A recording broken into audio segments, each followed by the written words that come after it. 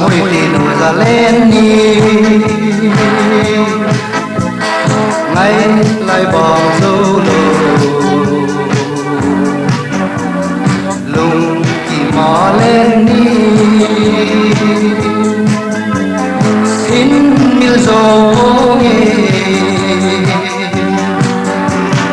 mi đang mu tin vào lùng lại sẽ bỏ nghề kể cả lên gì nào ra lệ mô ấy hình khen đông tê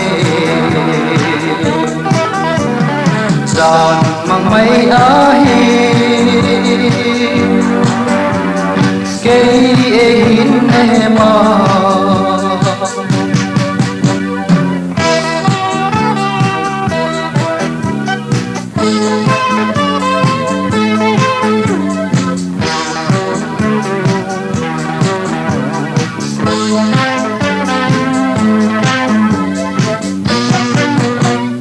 đây là lời chim bồ nghĩa sâu gầm vui thế nào ngày tỏ lùng kim mò lên namun nahi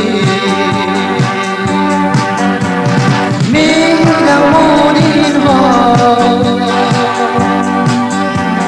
lùng hay sẽ qua đi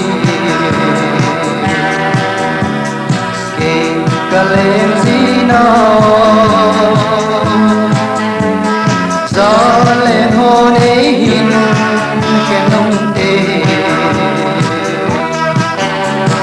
giọt mang mây ấy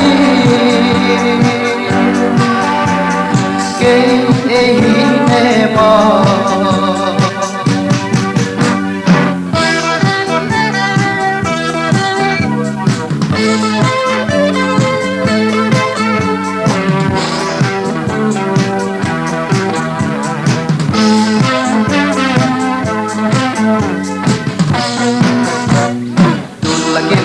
aku ni